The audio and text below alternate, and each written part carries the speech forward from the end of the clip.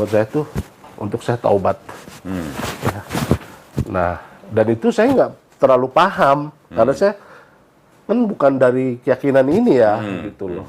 Tapi kok itu kuat banget, kayak menggema gitu di dalam hati. Terus gitu, tiba-tiba ya meleleh, saya nangis. Gitu. Dan saya tiba-tiba seperti terkonek dengan pencipta saya. Langsung. Tanpa perantara. Langsung, set gitu. Tanpa perantara. Tanpa perantara, langsung. Tanpa ada yang nebus dosa. Tanpa. Itu saya baru tersadar, oh ini pencipta saya. Assalamualaikum warahmatullahi wabarakatuh. Alhamdulillahirrabbilalamin. Wassalatu wassalamu ala rasulillah. Hari ini saya kedatangan seorang mantan kafir. Mantan kafir, betul ya? Iya betul. Bang Ronald, namanya Ronald Mula Jansen ST ya. ST Sarjana Teknik ya. Sarjana Teknik. Bukan Sarjana Teologi ya. Bukan, itu STH. Oh iya, itu STH ya. Pura-pura lupa saya. Bang Ronald ini baru bersahadat di Masjid Darussalam Kota Wisata. Betul. Betulnya tanggal 5 Juni 2026. Iya. Berarti masih anget nih. Masih hangat-hangatnya. Masih anget-angetnya. Tapi sudah hafal Al-Fatihah. Sudah hafal. Wih, keren ya. Itu Alhamdulillah. wajib soalnya. Wajib ya. Wajib. Bang Ronald ini kelahiran Jakarta, tapi dari suku Batak. Batak. Horasbah berarti ya. Horas Jalagabe. Apa tuh? Alhamdulillah ya, kita sekarang bisa ketemu dengan Bang Ronald. Kita mau ngobrol-ngobrol bagaimana ceritanya kok bisa jadi mantan kafir. Nah, jadi ceritanya berarti lahir dari keluarga Kristen. Ya, lahir. Orang tua berarti apa? Aktif di gereja. Aktif. Gerejanya Kalau apa, Bang? bapak saya udah pasti di HKBP. Oh, KBP. Kalau mama saya kan dari kecil itu memang keturunan Betawi Kristen ya. Oh gitu. Jadi kalau di Pondok Gede itu cukup dikenal. Kalau yang ke gereja itu dia pakai peci. Oh. Di Kampung Sawah namanya. Kampung Sawah. Iya. Oke. Jadi mama saya Iya, di iya. Betawi Kristen. Oh, jadi mamanya bukan Batak? Bukan Batak. Mamanya Betawi. Oke, berarti ini Batak Betawi berarti ini ya? Babet. Batak Betawi. Kalau orang papanya Bang Ronald kelahiran Jakarta atau kelahiran masih? Tarutung. Oh, Tarutung. Jadi masih. merantau. Oke. Merantau Jadi dari ke kecil Jakarta. kerjanya HKBP. Karena di Kampung Sawah dulu belum ada ya. Waktu itu HKBP paling dekat di Pondok Gede. Yang dekat rumah itu ya di Pasundan, GKP Pasundan, Gereja Kristen Pasundan. Orang Batak ke gerejanya gereja Sunda. Gereja Sunda. Jadi kebaktiannya bahasa Sunda. Ada jam-jam tertentu memang pakai bahasa Sunda. Oke. Masih ingat nggak? Akulah jalan dan kebenaran dan itu bahasa Sundanya apa? Nggak tahu. Oh, nggak tahu ya? bahasa Inggris nggak tahu. I'm the way the truth ya. Iya, gitu. bahasa Sundanya malah nggak Nggak tahu. tahu. Dari kecil gereja Pasundan. Dari kecil ya, sekolah minggu di situ juga. Oke, sampai Sampai kira-kira SMA ya. oh SMA. Ya, SMA itu kebetulan saya masuk dalam satu komunitas yang saat itu boleh dibilang yang punya aliran karismatik. Oh, oke. Gerejanya? Yang tepuk-tepuk tangan, nangis, gitu-gitu. Basaro. Basaro ya. Oh, bisa Basaro? Bisa. Widih, keren. Gua nggak bisa loh. Dulu kursusnya di mana Basaro? Kursus di Pondok Gede. Oh, udah gede. Berarti apa? GBI? Sebelumnya sih karena itu dulu jatuhnya semacam komunitas saja. Oke. Persekutuan. Persekutuan ya, Oke. persekutuan. Waktu itu saya memang yang sebelumnya itu dari denominasi gereja tradisional ya, yang terbiasa dengan liturgi, tiba-tiba memang mendapatkan sesuatu yang baru. Ya, sesuatu yang baru dari ditata cara ibadah juga yang baru dengan tepuk-tepuk tangan, kita pakai musik ya. Joget-joget. Nah, ya seperti itulah ya. Jadi karena waktu itu pun masih boleh dibilang sesuatu hal yang sangat baru dan excited banget karena kan usia juga waktu itu masih usia pencarian jati diri ya di SMA itu, dan saya betul-betul aktif di situ. Jadi Mulai dari sekolah, kemudian saya sampai jadi pengurus rohani Kristen di sekolah, kemudian sampai saya membangun jaringan untuk persekutuan pelajar di Jakarta Timur. Oke. Jadi waktu itu juga saya sempat, kita sama kawan-kawan kita buat kebaktian kebangunan rohani di Padepokan Pencaksilat. Widih. Itu yang datang 5.000 ya, 5.000-an. 5.000 Kristen semua atau campur itu? Kristen semua. Pelajar ya, pelajar. Pelajar. Itu se-Jabodetabek. Widih. 5.000. 5.000 itu. Masih SMA udah Itu bisa full, itu Iya, full tempat Padepokan Pencaksilat full. Iya, masih SMA Iya. bisa bikin event begitu. Iya. Yang datang 5.000. Keren amat. Ada KKR-nya berarti ya? Ya itu KKR pelajar waktu. Ada penyembuhannya juga. Ya ada termasuk di situ lah, ada termasuk. Pendetanya siapa waktu itu yang datang? Waktu itu kakak rohani saya namanya Bang Din. Nah waktu itu saya punya ya beliau dulu masih belum PDT ya, masih evangelis ya. Itu almarhum Bang Martin dia. Oke. Martin Rimart, kebetulan beliau keturunan Belanda lah. Oke. Gitu. Kemudian perjalanan spiritual saya juga terus berlanjut sampai karena waktu itu betul-betul ya mengalami satu transformasi perubahan ya yang sangat excited dan memang pencarian jati diri juga untuk pembuktian kan masa-masa itu kan saya bisa nih melakukan semuanya, saya bisa gitu. Bahkan saya sampai ke pelosok-pelosok daerah untuk melakukan penginjilan tuh. Waktu SMA? Iya, SMA. SMA udah jadi penginjil? Iya.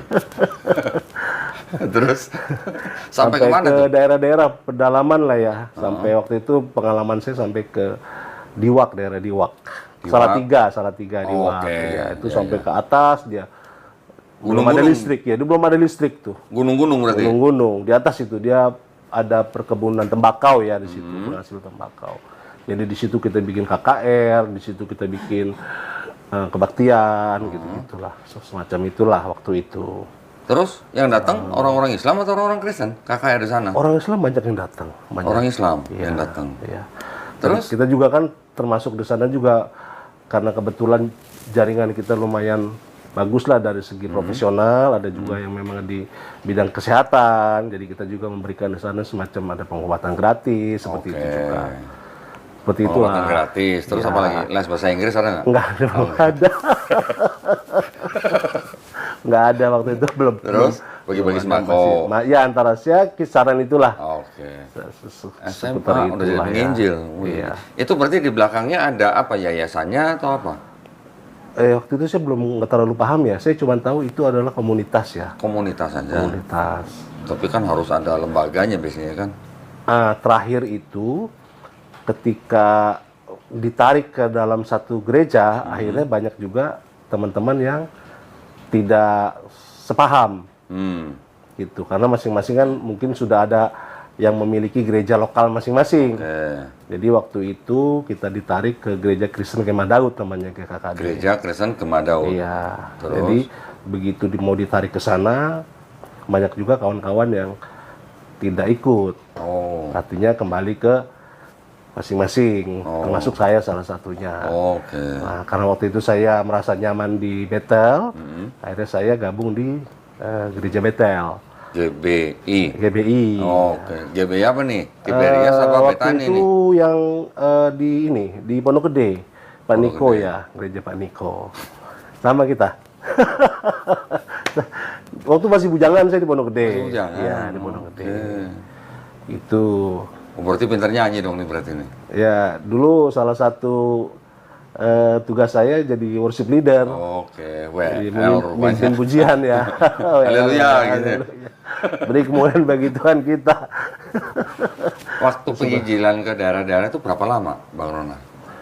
Sempat waktu itu sampai di sana tuh kadang 2 bulan. 2 bulan? Iya, 2 bulan di sana. Itu setelah apa? Lulus SMA atau masih sekolah? Waktu itu kan kadang suka ada libur juga ya, libur sekolah ketika libur panjang. Liburan panjang dipakai buat pelayanan lah. Jadi dulu hampir sepenuh waktu itu memang di pelayanan. Oke.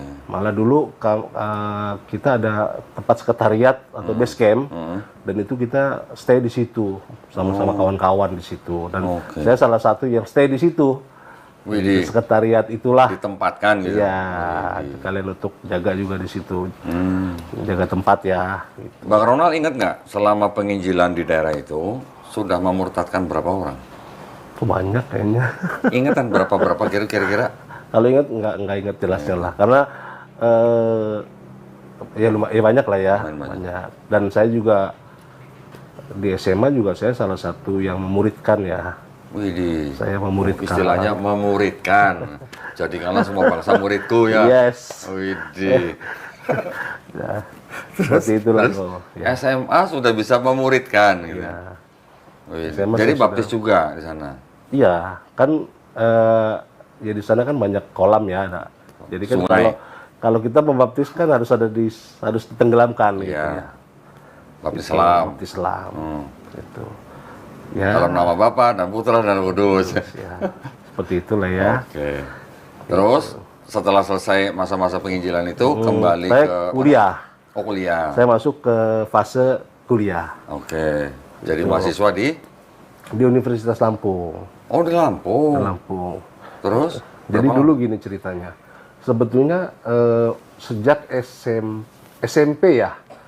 Sejak SMP itu saya sudah planning diri saya untuk terjun di mempersiapkan diri untuk ke militer sebetulnya. Oh, gitu.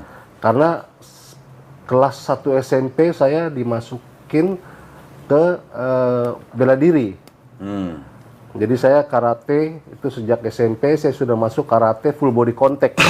Sampai ban apa? Dulu namanya kalah hitam. Kalah hitam. Ya, SMP itu saya sudah juara.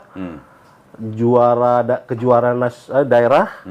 Saya juara Jawa Barat di fight ya. Saya juara Jawa Barat. Terus juga kejuaraan pelajar antar pelajar juga saya juara. Dan terakhir itu saya sedang persiapan SMA nih ya. Sedang persiapan untuk kejuaraan di Nepal waktu itu. Internasional? Asia Oh, tapi di Nepal. Oh, terus?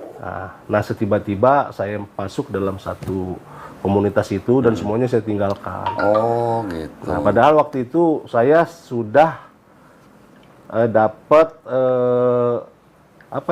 semacam surat rekomendasi ya dari waktu itu ketua Forki masih dijabat Pak Hayono Isman waktu itu, Kopassus. Karena saya juga prestasi, fisik saya juga oke, ya secara nilai juga saya bagus, itu.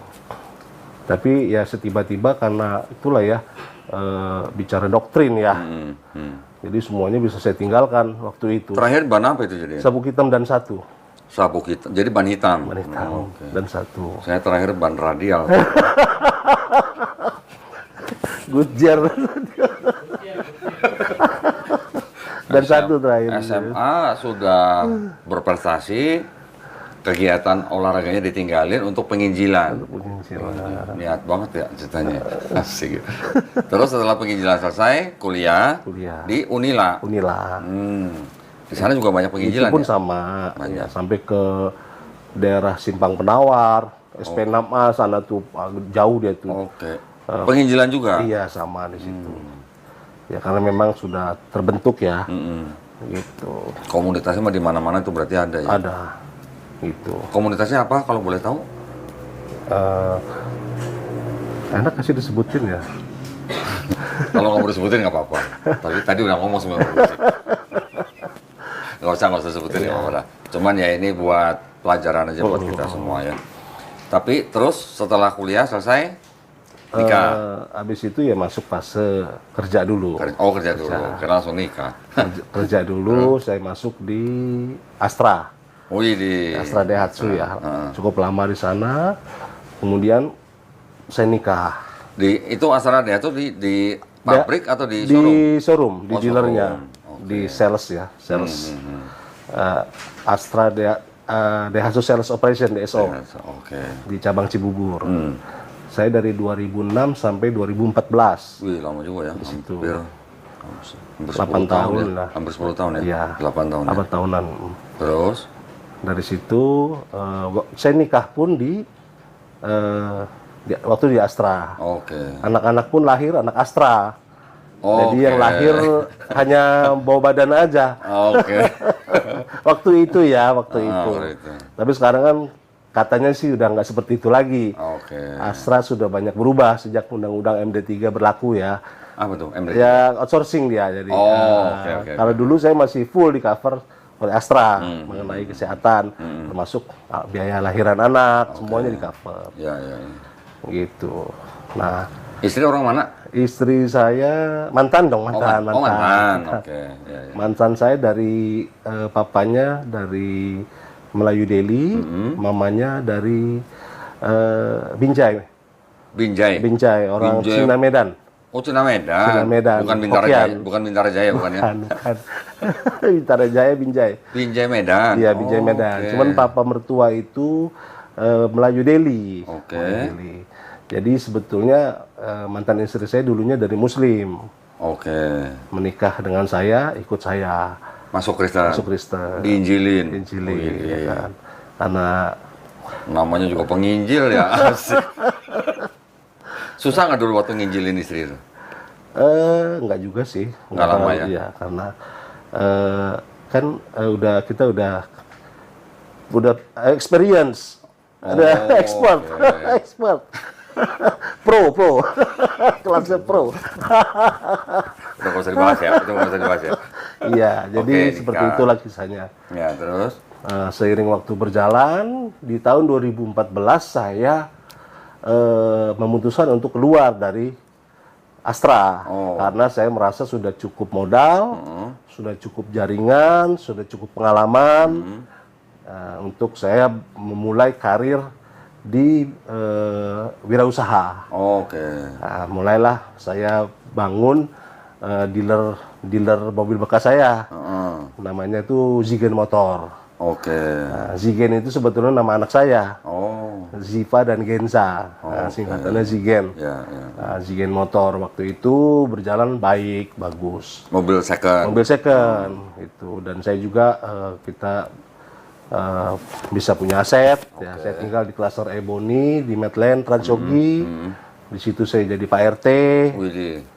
Ya, kalau dari segi keyakinan saya sebelumnya, ya saya menjalaninya dengan baik. Oke. Termasuk ketika saya jadi Pak RT pun di klaster saya, ketika warga-warga yang Kristen dan Katolik ya mau adakan kebaktian pasti di rumah, Oke. di tempat saya pasti. Nah, dan waktu itu malah ketika warga yang dari Muslim ingin mendirikan musola, itu saya salah satu yang menentang di situ. Widih. Dengan berbagai macam alasan lah ya. Oke. Karena saya merasa punya power waktu itu ya kan, sebagai Pak RT. Pak RT. Gitu. Terus? Jadi Tapi ngomong-ngomong waktu selama itu berkarir, usaha, itu perpuluhan lancar. lancar. Lancar. Per bulan saya lancar. Oke. Karena kebetulan memang semuanya dipegang istri ya. Oke. Jadi memang dia laporan, kadang pernah juga sampai ya lumayan fantastis lah. Nggak pernah ditelepon pendeta, lo Bang Ronald sehat gitu belum ya? Sebenarnya saya nggak terlalu mengharapkan itu sih. Ya. Enggak, saya waktu itu pernah telat gitu. perpuluhan kali. Diingetin. Langsung ditelepon, Pak. Iya, kalau ini sehat gitu.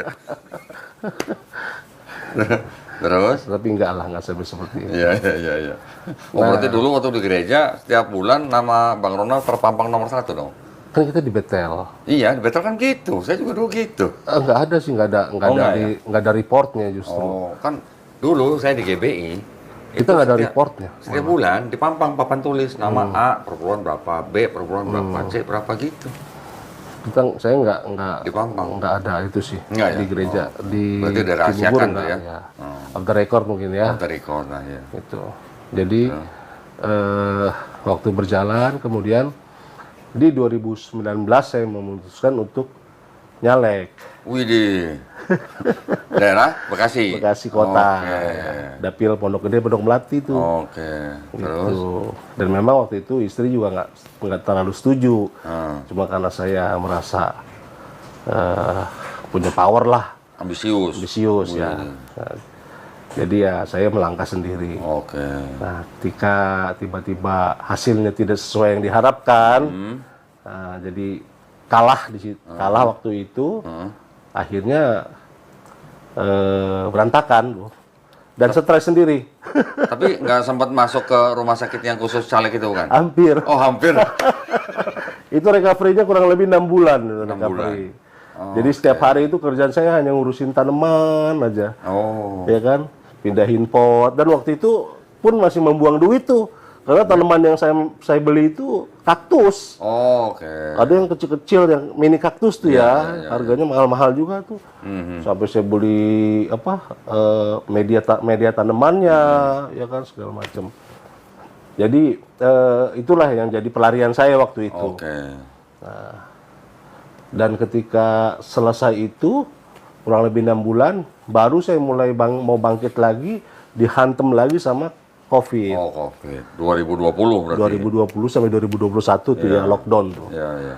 Jadi udah saya jatuh, makin dihantam lagi tuh, betul-betul tergeletak lah. Gitu. Karena waktu itu kita nggak bisa, apalagi mau bisnis, nggak bisa keluar dari rumah kan, di rumah aja. Ya. Lah yang showroomnya itu tadi yang dua Udah tutup. Oh, tutup. Udah tutup. Oke. Karena modalnya kesedot juga di nyalek itu. Nyalek. Iya. Oh. Karena saya orangnya gitu. Kalau saya orangnya gitu kok. Kalau udah terlanjur basah saya mandi sekalian. Berenang kali ya. Berenang sekalian ya, tenggelam deh gitu. Sama Jadi kayak waktu dulu juga. Nyaleknya tahun berapa tuh? 2019. Oh, 19-nya. Oke. 2019. Nah, kemudian waktu berjalan, saya coba untuk bangkit lagi dengan ya cukup berantakan ya ekonomi, berantakan ditambah yang masalah COVID itu, ya akhirnya rumah tangga pun mulai goyang tuh, mulai goyang, terus ya karena basic saya juga mungkin nggak kuat, ya akhirnya saya waktu itu yang saya kejar itu materi aja, gitu. Bahkan saya sampai ke Bangka. Oke. Ya, saya kerja di Bangka. Di otomotif juga. Otomotif di dealer Daihatsu Bangka. Oke. Nah, di sanalah ketika itu mantan saya sempat mengancam saya akan proses gitu. Cuman saya masih percaya diri, masih pede aja, gitu, ya kan. Dan saya nggak tahu ternyata memang betul-betul diproses kok. Beneran gitu. Nggak sempat datang ke sidang? Nggak sempat, saya nggak datang juga. Tiba-tiba kemudian saya pulang ke Jakarta, dan kemudian nggak lama itu mantan saya nikah. Oke, sekarang udah nikah lagi berarti. Anak-anak? Anak-anak masih sama mantan. Ikut mantan. Berarti sekarang bujangan nih? Bujangan. Oh, bujangan. mau promosi nggak nih? Buy one get one gitu? Buy one get two. Oh, buy one get two ya. Oke. Jadi sekarang ceritanya Bang Ronald kerja lagi atau usahanya? Statusnya masih kerja. Masih kerja. Ya, jadi ketika istri saya betul-betul ternyata menikah, ya ternyata saya goyang juga, betul-betul limbung, baru tersadar ya kan. Kan ada kata-kata mutiara. Apa tuh? Kita baru sadar kalau udah kehilangan, ya kan. Terus? Jadi dari situ saya menjalani kehidupan yang seperti nggak ada aturan, semua mau saya aja. Ya, saya betul-betul yang di luar batas lah ya. Ya tambah lagi dengan status saya sendiri, gitu. Tambah lagi dengan ya penghasilan juga yang lumayan. Berarti gitu. Hura-hura gitu. Ya huru-hara. Oh huru-hara. Hura-hura dan huru-hara. Huru-hara dan huru-hara. Ya. Bahkan saya sampai 2025 itu saya ke Bali, saya terima job di Bali. Di Brand Cherry Bali. Dealernya di Kuta, Legian Kuta. Oke. Kuta. Nah, selama 3 bulan lah saya di sana, betul-betul hidup dalam sebetulnya sih saya melakukan sebuah pencarian. Apa sih yang hilang gitu loh.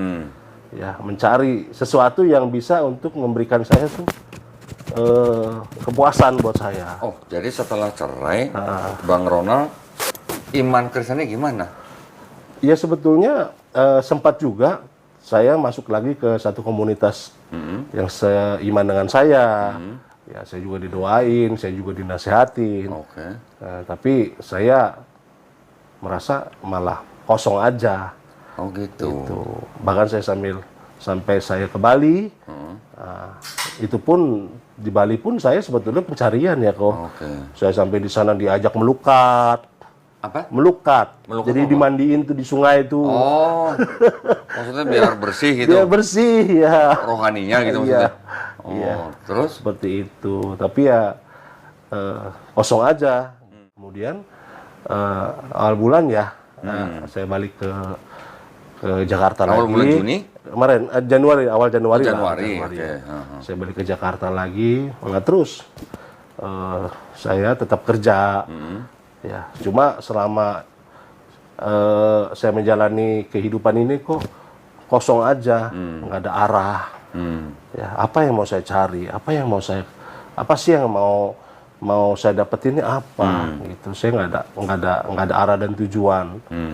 Ya, terus berjalan sampai sebetulnya momentum kritisnya itu kemarin ketika saya pindah kerja di Bogor. Oke. Ya, di dealer Bogor, di sana saya ngekos kok. Gitu. Jadi anak kos berarti? Anak kos. Widih. Udah Nah, bujangan, tiba-tiba anak kos. di kosan itu tiba-tiba saya dalam situasi yang depresi malam itu. Oke. Depresi banget. Kenapa kok saya sepertinya nggak bisa berubah? Kenapa kok saya begini aja hidup saya? Apa sih problemnya? Apa sih masalahnya? Gitu. Saya tanya. Sebetulnya saya protes. Gitu. Di mana pencipta saya? Oke. Jadi malam itu betul-betul ngeblank. Saya ngeblank. Nah, sampai saya berpikir hidup ini udah nggak ada gunanya. Nah, setiba-tiba itu di saat titik terendah saya lah ya, saya udah lagi shoot banget, saya kerja aja, saya udah besok mau kerja udah males lah gitu. Udah. Kayak kok tahap apa yang saya cari gitu, tahap apa sih yang mau saya dapetin gitu. Toh selama ini saya juga dapat uang juga nggak jadi puasan buat saya gitu. Nah, ketika saat itulah ya itu udah kira-kira jelang udah jam-jam 2-an lah kurang lebih ya. Saya berperang nih di dalam batin saya nih, berperang dia. Saya sampai berpikir udahlah, hidup udah nggak ada gunanya buat saya. Dan setiba-tiba itu seakan ada yang mendorong saya untuk mengucapkan sesuatu yang itu betul-betul asing. Apa itu? Ya, itu asing buat saya. Ya, seakan-akan ada yang mendorong untuk saya mengucapkan Astagfirullahaladzim. Masya Allah. Itu dorongan itu kuat banget. Dari diri sendiri itu maksudnya? Iya. Oh. Dan tiba-tiba ya karena itu begitu kuat saya ucapin. Malam itu? Malam itu saya ucapin Astagfirullahaladzim. Begitu saya ucapin itu kayak ada apa ya? Kayak ada air gitu ya, kayak adem gitu. Oh. Di dalam hatinya Bang Ronald. Jadi malam itu saya tenang, damai. Saya mendapatkan satu apa ya? Oh, ini yang saya cari. Saya tiba-tiba merasakan situasi yang tiba-tiba saya damai. Saya tenang dan tiba-tiba juga saya teringat kehidupan saya yang sebelum-sebelumnya itu yang benar-benar. Berarti refleks ke belakang. Iya, kayak di flashback gitu. Dan kata itu terus menggema nih di hati saya nih kok. Iya, iya. Terus menggema. Saya ingat rusaknya saya, brengseknya saya, Ya udah nggak ada batasan lagi saya hidup, saya hura-hura, menggunakan uang yang semau-mau saya, gitu. Segala maksiat udah saya jalanin semuanya, ya kan. Jadi apa? Ya berbohong, curang semuanya udah teringat semuanya tuh tiba-tiba. Itu dan ya malam itu menjadi satu momen buat saya tuh untuk saya taubat. Ya. Nah dan itu saya nggak terlalu paham karena saya kan bukan dari keyakinan ini ya gitu loh. Tapi kok itu kuat banget kayak menggema gitu di dalam hati. Terus gitu tiba-tiba ya meleleh, saya nangis. Gitu. Dan saya tiba-tiba seperti terkonek dengan pencipta saya. Langsung tanpa perantara. Langsung set gitu. Tanpa perantara. Tanpa perantara, langsung. Tanpa ada yang nebus dosa. Tanpa. Itu saya baru tersadar, oh ini pencipta saya. Nah, jadi di situ saya betul-betul merasakan sesuatu hal yang bisa memuaskan saya. Dan saya betul-betul seperti ada satu kekuatan ya yang saya dapetin untuk saya bisa ngerubah. Gitu. Akhirnya tenang, mulai tenang, terus saya istirahat. Nah, kemudian saya coba kontak ke kawan baik saya. Ya, saya kontak kawan baik saya. Muslim. Oke. Dan dia juga udah nyambung. Oh. Dia udah ada getaran juga sepertinya ya. Oke. Gitu. Saya bilang, "Bro, lu lagi di mana? Di rumah enggak?" "Iya, Om, di rumah, datang aja." Padahal dia bukan di rumah. Dia baru turun dari puncak habis acara kantor. Baru keluar tol Cibubur tuh. Nah, saya dari rumah Pondok Gede, saya jalan tuh, saya naik motor, dan dari rumah terang.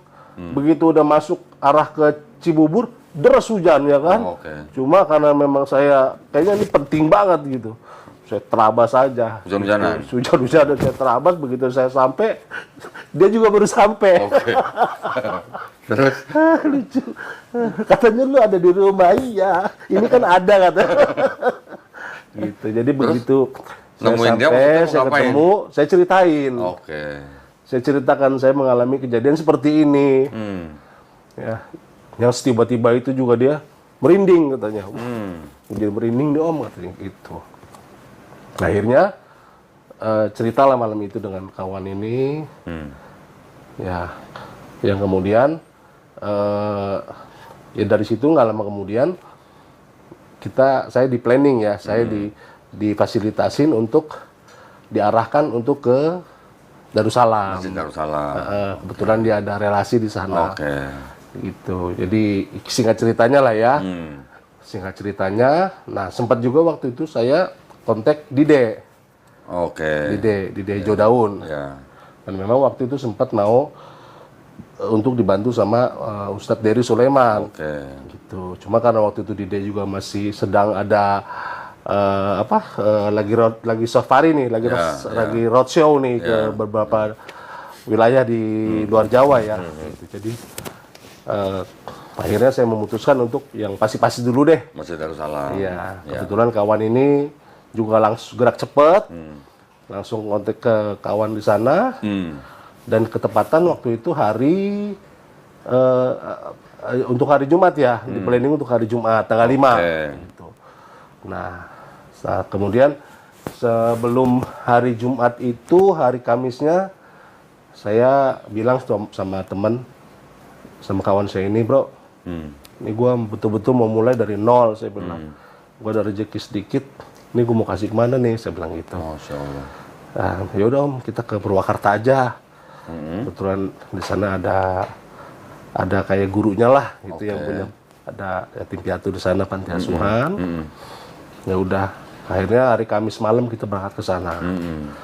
Itu setelah syahadat? Belum, sebelum. Justru ini buat penembusan. Wih, penembusan dosa maksudnya? Iya. Jadi betul-betul dari nol gitu ceritanya. Ya. Terus?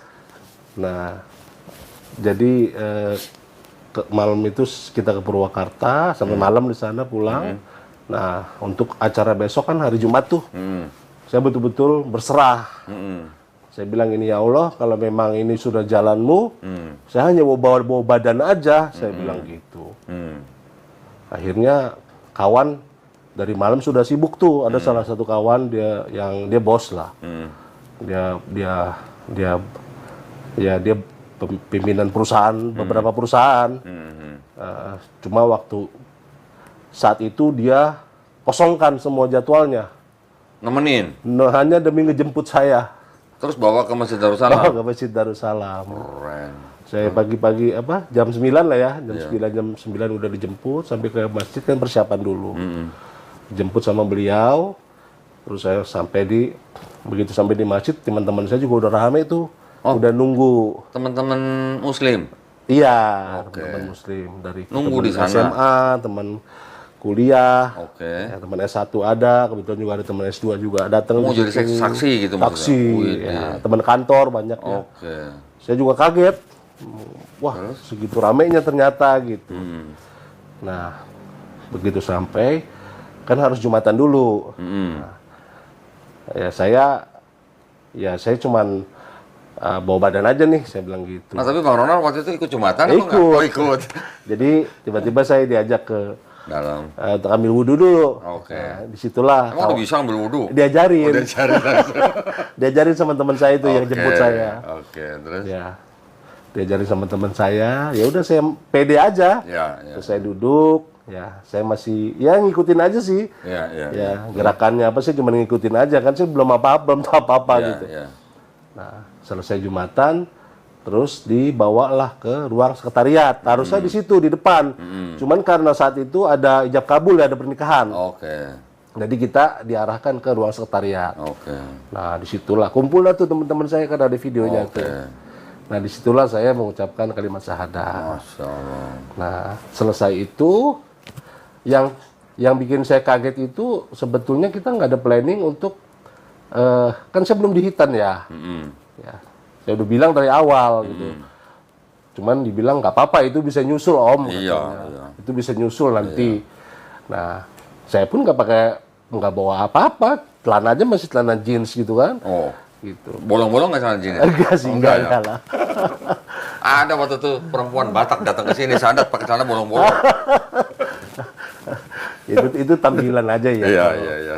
Nah, tiba-tiba selesai dari ruang sekretariat, Om, udah ditunggu di klinik, langsung mau disurat gitu. Ada itu juga? Iya, itu juga. Saya kaget dong ya kan. Aduh, belum siap ya kan, nggak ada persiapan apa-apa kok. Jadi habis ada, pulang dari masjid langsung digeser ke klinik, langsung ditunggu. Iya kan. Masya Allah, keren ya. Benar-benar diatur gitu ya kan. Dokternya? Dan saya deg-degan juga dong, ya kan, saya nggak ada persiapan apa-apa, ya kan. Udah gitu, ya kan beda kalau usia dulu kecil sama kalau usia saya kan ibaratnya jam tempurnya udah beda, ya kan. Jadi kalau dia dipotong takutnya ada pendarahan atau apa, ngeri ya kan. Belum lagi teman-teman itu konyol-konyol tuh kok, ya kan. Wah, lu gergaji mesin kan. Ada pakai kampak, gergaji kayu. Ditakut-takutin ya kan. Akhirnya kita ngopi dulu. Sempat ngopi dulu supaya tenang, katanya. Tenang, ngopi dulu, kita ngopi dulu katanya. Samping itu kan ada kantin ya sebelah tuh. Ngopi di situ. Nungguin jam. Kan jam 2 jadwal. Dek jam. Itu kan. Oh, udah jam 2. Cepetan ngopinya. Oh iya. Ya udah, selesai saya ke ruangan kliniknya ya, dan alhamdulillah ternyata di situ juga nggak menetapkan harga ya kok. Jadi dia lebih sifatnya ke sedekah. Artinya betul-betul meringankan ya. Seumpama orang memang yang nggak ada ya, tapi punya niat ya. Artinya kan betul-betul dimudahkan untuk fasilitasnya ya. Nah, begitu masuk ke ruangan klinik, dilalahnya lagi, yang bikin saya kaget dokternya perempuan lah. Masih muda, udah umur? Ya setengah baya lah ya. Namanya udah dokter ya. Dokternya dan asistennya perempuan, dua-duanya. Dua-duanya perempuan, yang sunat? Jadi begitu saya tensi tinggi.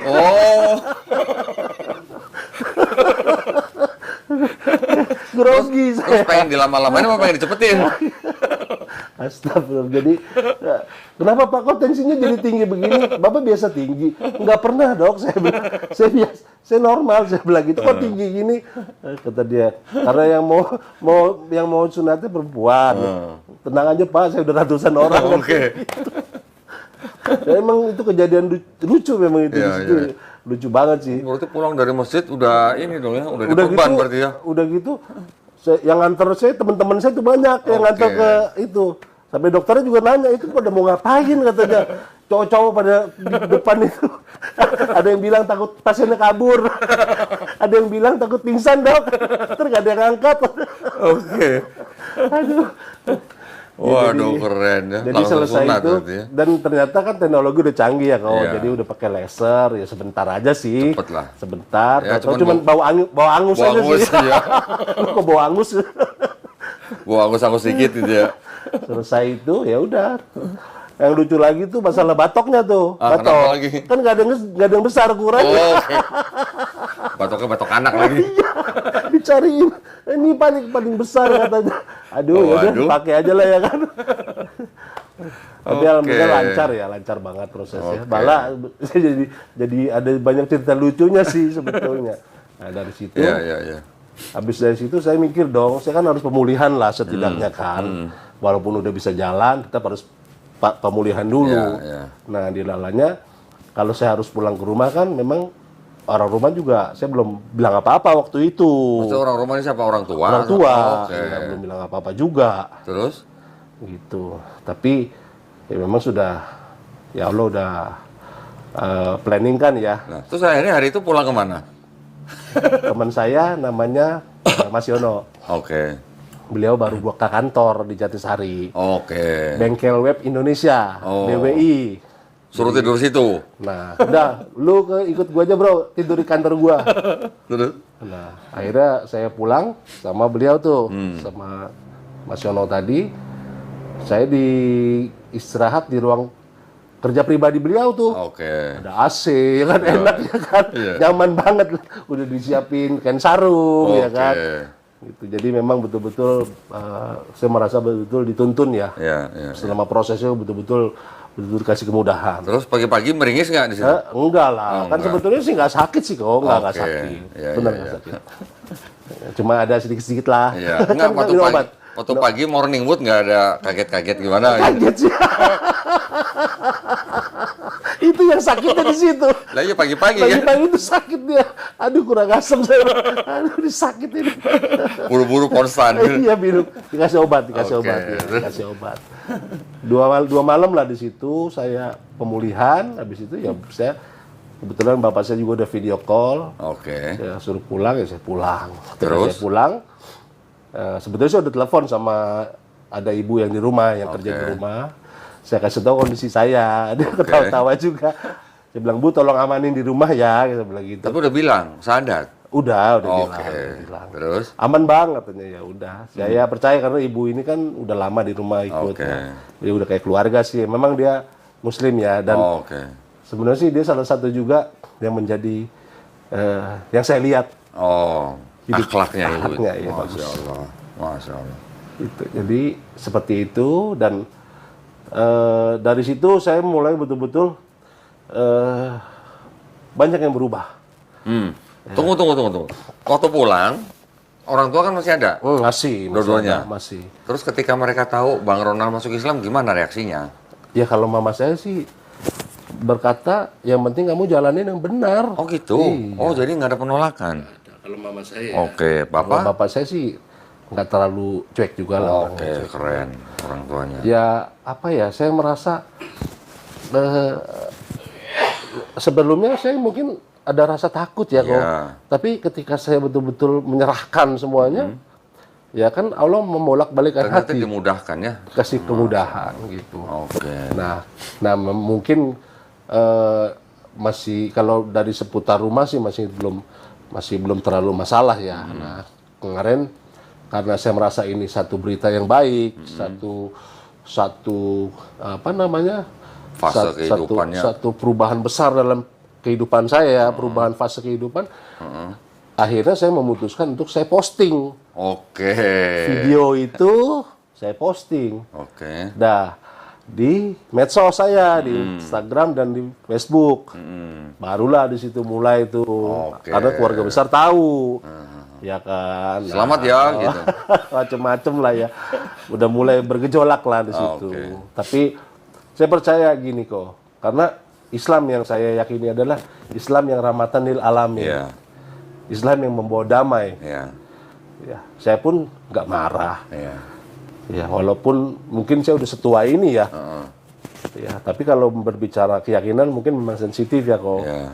Ya, pasti ada yang kecewa, ada yang marah, ada yang sedih gitu. Tapi kan ini menyangkut kehidupan saya pribadi banget, gitu loh.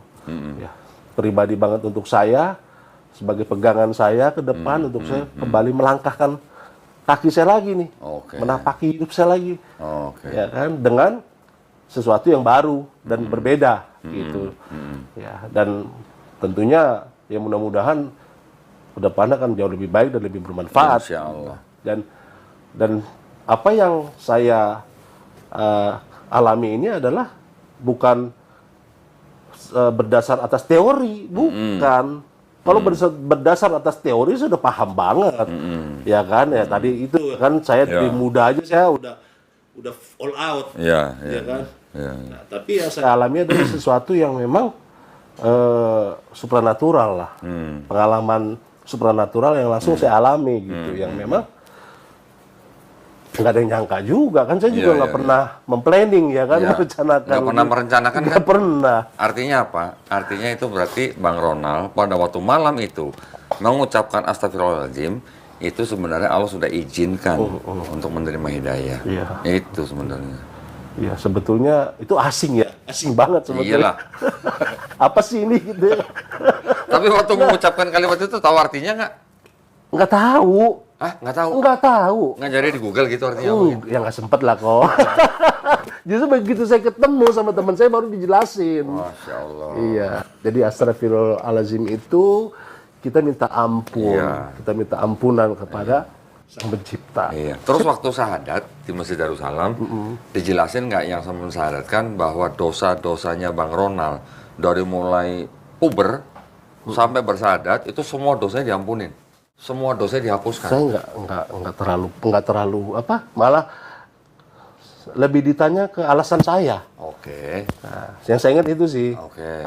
ditanya apa alasan Masuk Islam. Iya, alasan Pak Ronald masuk Islam. Oke. Kan di video itu saya jelasin. Iya, Karena selama ini yang saya cari itu kosong gitu. Selama ini saya cari. Dan baru saat inilah baru ketemu. Oke. 45 tahun loh.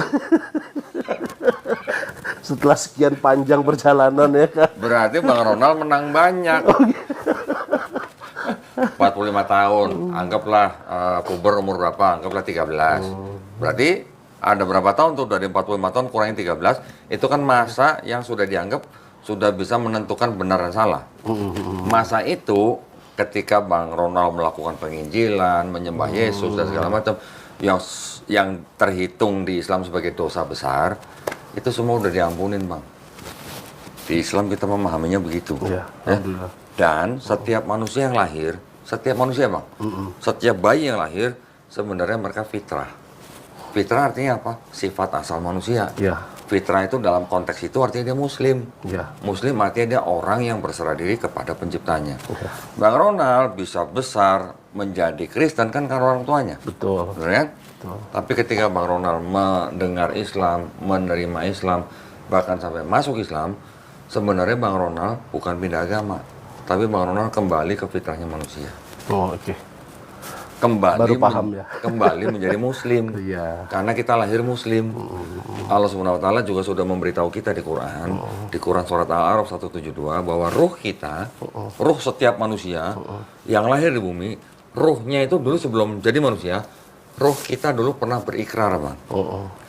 Ruh kita dulu pernah ditanya sama Allah Subhanahu wa taala, "Bukankah aku ini Robmu?" Ruh kita dulu sudah ngaku, betul. Allah SWT adalah Rob kita. Kenapa Allah mengambil itu? Supaya nanti di hari penghakiman kita nggak bisa ngeles. Gitu. Ya, Iya, supaya kita nggak bisa ngeles. Paham. Nah, jadi ketika Bang Ronald sudah bersyahadat, Bang Ronald sebenarnya mengulang ikrar dulu waktu masih jadi ruh. Iya. Cuman mengulang. Iya. Cuman ketika kita jadi manusia memang kita nggak ingat. Iya. Gitu. Alhamdulillah Bang. Iya betul.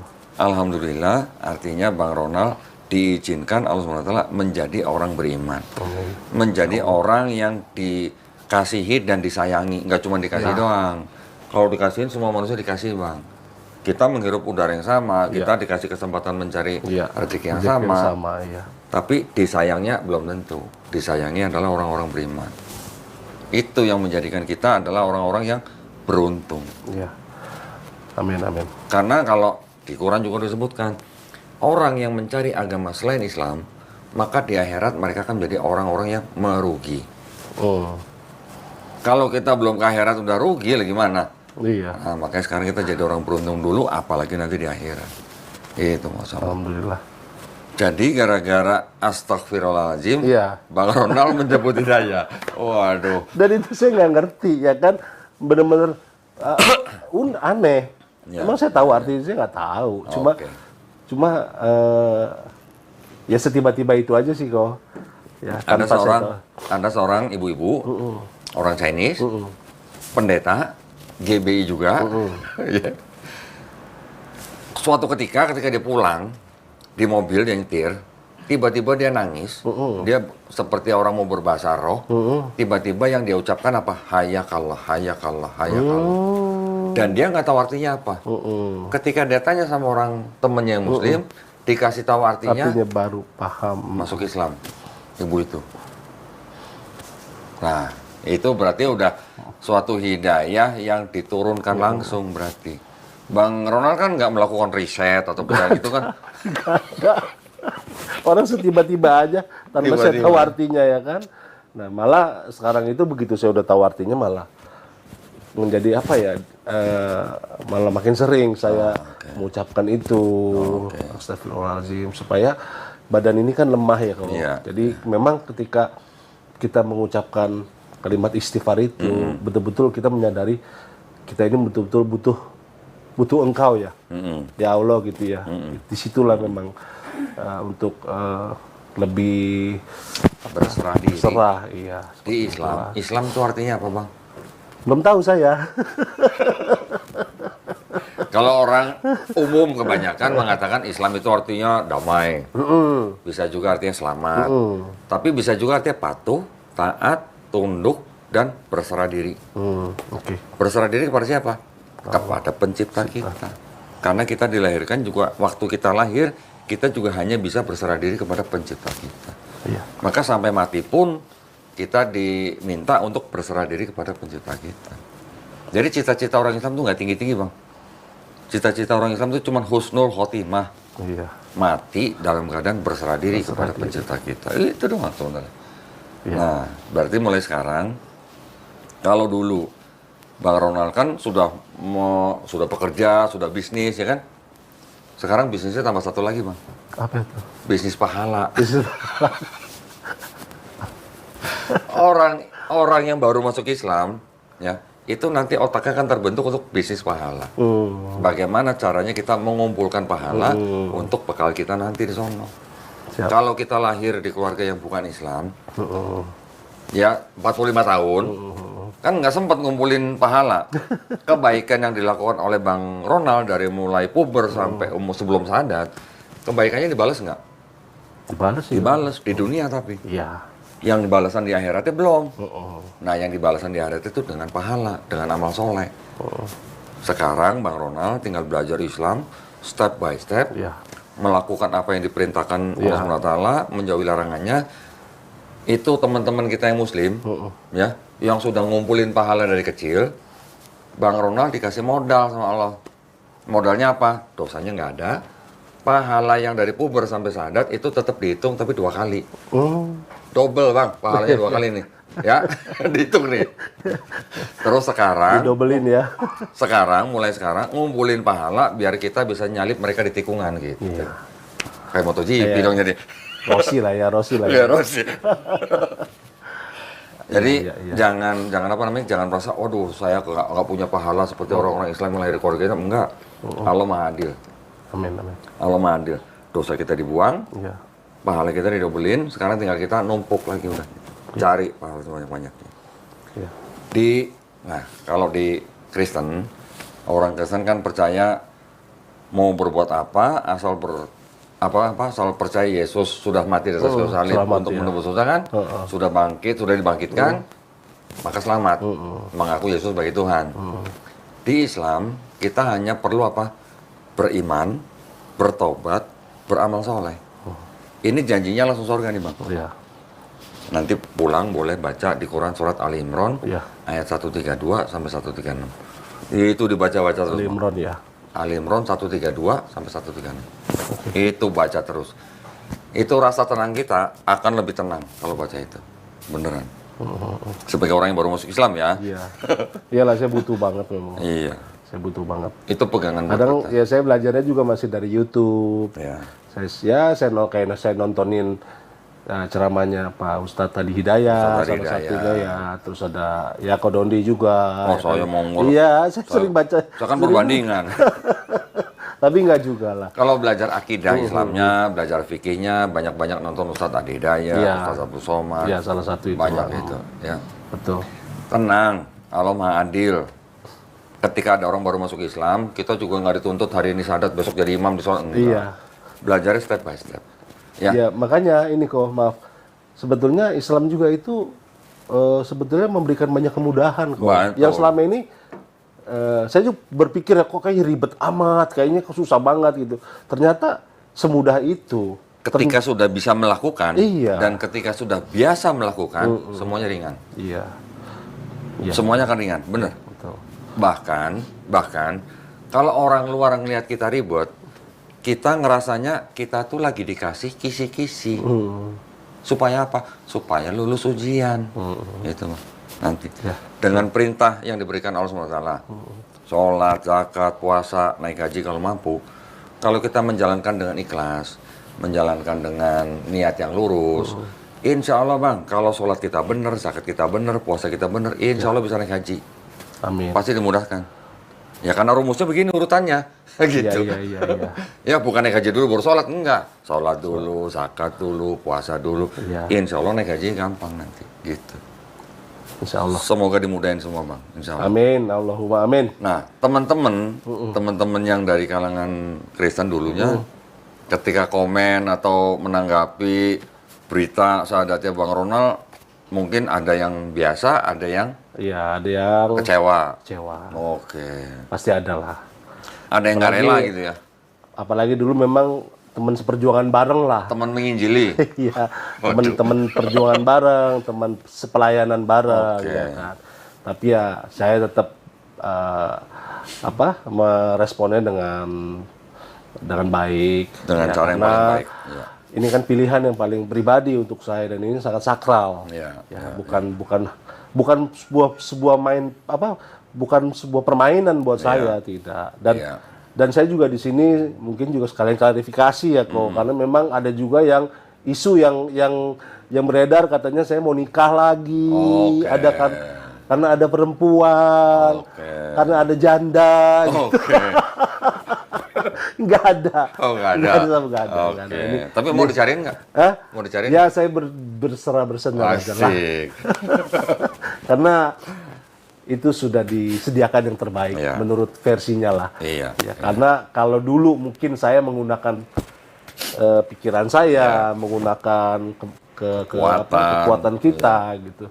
Nah sekarang kan udah beda. Iya. Jadi ya ngalir aja di sungainya Allah, saya ngalir aja. Termasuk juga rezeki, termasuk juga jodoh, saya ngalir aja.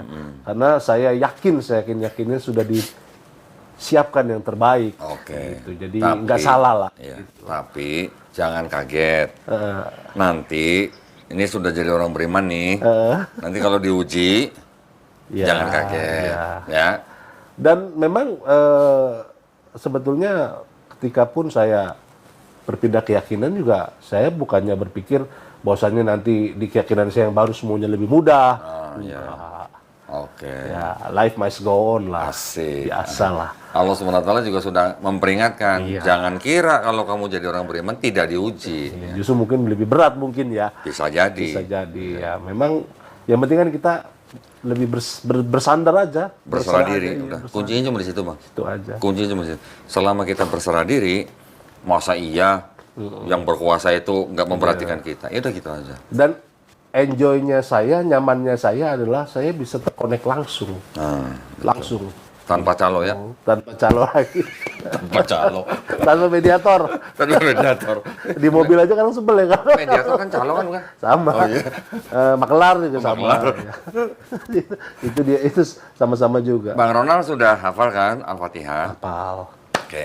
Mau itu. Habis ini maksudnya kan sambil belajar, hafalin kan surat-surat pendek, ya kan surat buat sholat. Saya cuman pesen sebisa mungkin juga hafalin ayat kursi. Ya, Quran surat Al-Baqarah ayat 255. Itu sangat penting. Iya. Itu sangat penting buat ngejaga kehidupan kita sehari-hari. Ya, selain daripada Al-Fatihah dan surat-surat pendek buat sholat, ayat kursinya bisa dibaca kapanpun. Mau habis sholat, mau apapun lagi ngapain, itu ayat kursi. Dah. Gitu ya. Jadi Paling gampang Al-Fatihah, ayat kursi. Al-Fatihah, surat-surat pendek, apalah. Iya. Orang-orang yang gaul bilangnya trikul gitu kan. Iya. Tapi ayat kursinya jangan ketinggalan. Oke. Ya, ayat kursinya. Ya, siap. Ngafalin ayat kursinya, gimana caranya? Ya kalau ada guru, bagus. Tapi kalau nggak ada guru, dengerin. Dengerin atau nonton di video. Tapi paling gampang dengerin dulu dah. Setiap hari dengerin berjam-jam, pasti cepet hafal. Iya. Saya juga dulu gitu caranya. Ya memang seperti itulah kira. Kan tinggal di mana? Sekarang di Pondok Gede lah. Pondok Gede. Kerjanya jauh nggak? Insya Allah kalau ini keterima, Oh ini lagi di mau pindah Taman kerja Mini, nih. ya. Oh Taman Mini deket lah ya. Taman Mini, Pinang Ranti situlah. Oke. Tapi maksud saya usahakan dalam setiap kesempatan denger, Iya. pasti cepat hafal. Insya Allah. Ya. Siap. Mudah-mudahan istiqomah. Amin. Ya. Insya Allah. Mudah-mudahan dimudahkan Amin. menjalankan Islamnya. Bang Ronald ya. Amin. Ada yang mau disampaikan? Pesan buat teman-teman mungkin? Tadi kan udah klarifikasi nih, nggak ada janda. Gak ada. Mungkin ada mau memberi pesan buat saudara-saudara kita yang seiman, ataupun buat teman-teman yang belum seiman. Oke. Nah, Kalau untuk saudara-saudara yang seiman, saya berpesan, sebetulnya bersyukurlah kalian sudah diberitahu jauh sebelum saya hal-hal yang menjadi perintahnya dan apa yang menjadi larangannya. Sebetulnya hanya ngerjain itu aja dan semudah itu aja sebetulnya. Betul. Ya, malah saya baru tahu. Ya. Dan kenapa hal-hal yang sudah diketahui jauh sebelumnya itu kadang sulit untuk dikerjakan. Ya. Jadi saya berpesan supaya pada teman-teman saya yang Muslim, ayo kembali ke jalan Allah lagi, ya, sholat lagi, itu paling penting. Sholat lagi, sedekahnya, ya. sedekah. Karena gini kok,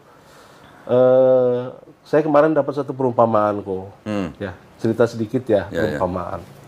Umpama nih saya adalah seorang bos, saya seorang pimpinan, ya, umpama ya, terus Koko nih karyawan saya nih, ya, contohnya ya, saya ngasih kerjaan nih ke Koko nih, Kok ini kerjain ini, tugas ini, saya minta besok udah selesai ya, laporannya udah beres ya, gitu dong. Nah, tiba keesokan harinya, Koko datang ke saya, Pak, Bapak ganteng deh, Bapak baik banget deh, ya kan? Tapi kerjaan belum kelar. Pokoknya muji saya, tapi kerjaannya nggak dikerjain, ya kan? Nah, apakah saya akan lebih senang dengan Koko yang muji saya, atau saya lebih senang dengan Koko yang ngerjain tugas itu? Gitu, pasti kan dia ngerjain tugas ya kan? Dan demikian juga Allah kayak gitu sebetulnya. Itu, jadi Allah itu lebih senang ketika umatnya itu mengerjakan apa yang menjadi perintahnya, menjauhi larangannya. Ya, salah satunya lewat apa? Lewat sholat. Ketika kita sholat, kita terkonek lagi, kita terhubung lagi, kita sadar bahwasannya daging ini lemah. Ya, makanya kita butuh kekuatan. Ya, jadi disitulah supaya kita bisa diberikan kemampuan untuk menjalankan apa yang menjadi perintahnya dan menjauhi apa yang menjadi larangannya. Siap, Ya. betul. Jadi seperti itu. Jalanin lagi lah. Nah, mungkin kemarin juga saya jujur aja, saya silaturahmi nih ke beberapa kawan-kawan saya yang sudah lama ya Muslim dari kecil. Oke. Begitu saya datang, mereka baru sholat lagi bareng saya. Jujur loh, Dal, selama ini gue udah nggak pernah sholat. Lu datang sholat kita yuk. Jadi, malah ngimamin saya sholat. Saya bilang alhamdulillah, keren loh ya. Terus dia ngomong, jujur lo banget ya, udah lama banget gue nggak pernah sholat, katanya gitu. Saya bilang gitu. Iya, abis saya. Kenapa, men? Kenapa lo pegang-pegang panci? Bunyi kok. Lo mau telepon? Nanti gini ya. Diangkat dulu kok, tolong bunyi kok. Orang telepon. Pancinya bunyi kok. Halo? Salah lo. Lo kira gue pendeta panci, Mel? Weh, ngapain lo kasih gue panci? Bunyi orang disuruh angkat ya. Ada pendeta panci kemarin. Itu dia. Oke, jadi gitu. temennya sholat ketika Bang Ronald samperin. Iya, malah dia baru teringat lagi ya kan, akhirnya sholat lagi, ya kan. Malu dong kita dong. Ya nggak apa-apa, tapi kan niat ya kok. Yang penting bisa kan niat. jadi Bang Ronald ketemu sama teman-teman yang tadi yang mungkin sudah lama nggak sholat, itu memang sudah diizinkan Allah. Udah Buat ngingetin mereka buat sholat lagi. Gitu. udah diatur. Oh, udah diatur. Iya. Tapi ngomong-ngomong Bang Ronald waktu pertama-tama kali sholat, pertama kali sujud, muka di lantai atau di sajadah, rasanya gimana? Itu air mata siapa sih netes? Netes. Pasti. Ingat nggak ketika Bang Ronald sujud, ya sujud, ingat nggak Yesus juga sujud doanya Iya. di Bible? Dia sujud. Karena ada Matius 26:39. Ya, ada. Waktu Bang Ronald sunat, ingat nggak Yesus juga disunat? Sedihitan, umur 12. Dia Enggak disunat. dong, umur 8 hari. Oh, 12. 8 hari disunat, 60 hari baru diserahkan ke bait suci.